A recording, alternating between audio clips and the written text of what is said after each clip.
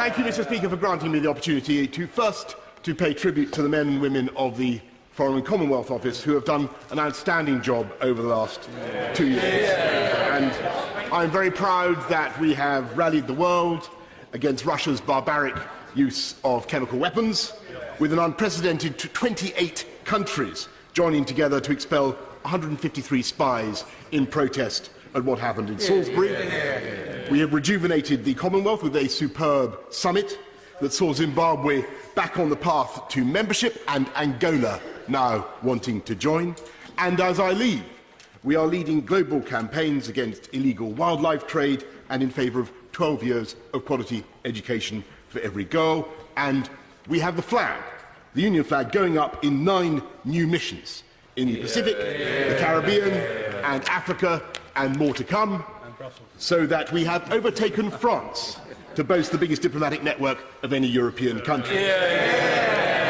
None of this, Mr. Speaker, would have been possible without the support of my right honourable friend, the Prime Minister. Everyone who has worked with her will recognise her courage and her resilience. And it was my privilege to collaborate with her in promoting Global Britain, a vision for this country that she set out with great clarity at Lancaster House on January 17th last year. A country eager, as she said, not just to do a bold, ambitious and comprehensive free trade agreement with the EU, out of the customs union, out of the single market, but also to do new free trade deals around the world. I thought it was the right vision then. I think so today.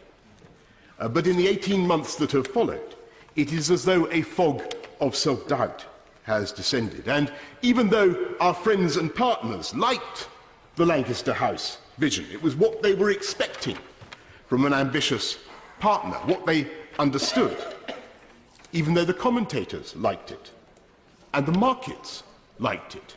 My right honourable friend, the Chancellor, I'm sure observed, the pound soared. We never actually turned that vision into a negotiating position in Brussels, and we never made it into a negotiating offer. Instead, we dithered, and we burned through our negotiating capital. We agreed to hand over a £40 billion exit fee with no discussion of our future economic relationship. We accepted the jurisdiction of the European Court over key aspects of the withdrawal agreement. And worst of all, we allowed the question of the Northern Irish border, which had hitherto been assumed on all sides to be readily soluble, to become so politically charged as to dominate the debate. Order. The statement by the right honourable gentleman must be heard, and by long-standing convention it is heard with courtesy and without heckling. Mr. Boris Johnson. Mr. Speaker, I'm grateful. No one on either side of this House or anywhere wants a hard border. You couldn't construct one if you tried. But there certainly can be different rules north and south of the border to reflect the fact that there are 2 different jurisdictions. In fact, there already are. There can be checks away from the border and technical solutions, as the Prime Minister rightly described at Mansion House. In fact, there already are. But when I and other colleagues, and I single out my right honourable friend, the Honourable Member for Horton, Price and Howden, proposed further technical solutions to make customs and regulatory checks remotely, those proposals were never even properly examined, as if such solutions had become intellectually undesirable in the context of the argument. And somehow, after the December joint report, whose backstop arrangement we were all told was entirely provisional, never to be invoked, it became taboo even to discuss technical fixes. So, Mr. Speaker, after 18 months of stealthy retreat, we have come from the bright certainties of Lancaster House to the Chequers Agreement, and you put them side by side. Lancaster House said laws will once again be made in Westminster. Chequers says there will be an ongoing harmonisation with a common EU rulebook. Lancaster House said it would be wrong to comply with EU rules and regulations without having a vote on what those rules and regulations are. Chequers now makes us rules takers. Lancaster House said we don't want anything that leaves us half in, half out, and we do not seek to hold on to bits of membership as we leave. Chequers says that we will remain in lockstep on goods and agri-foods and much more besides, with disputes ultimately adjudicated by the European Court of Justice. Far from making laws in Westminster, there are large sectors in which ministers will have no power to initiate, innovate, or even deviate. After decades in which UK ministers have gone to Brussels and expostulated against costly EU regulation, we are now claiming that we must accept every jot and tittle for our economic health with no say of our own and no way of protecting our businesses and entrepreneurs from rules now and in the future that may not be in their interests. My right honourable friend, the Chancellor, was asked to identify the biggest single opportunity from Brexit. After some thought, he said regulatory innovation.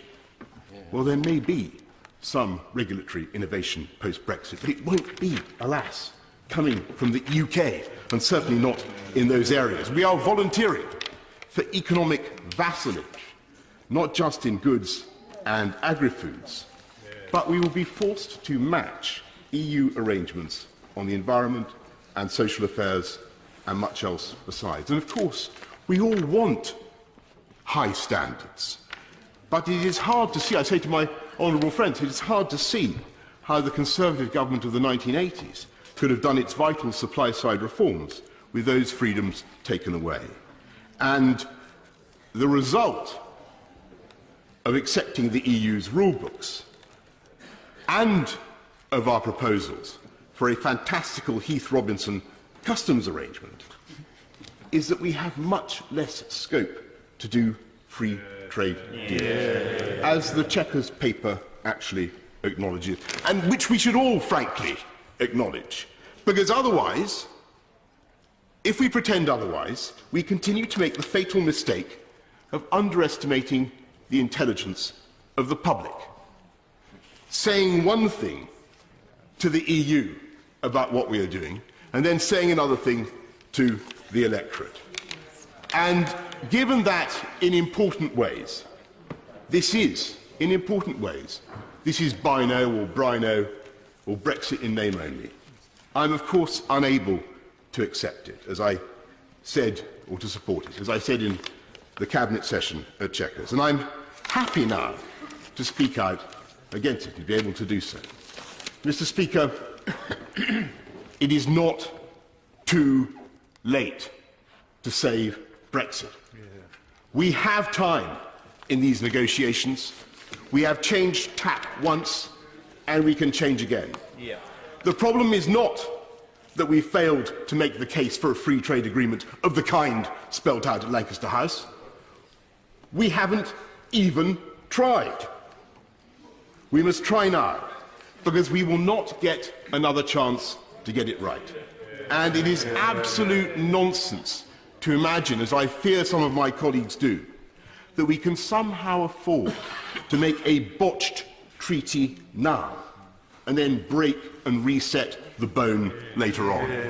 Because we have seen, even in these talks, how the supposedly provisional becomes eternal.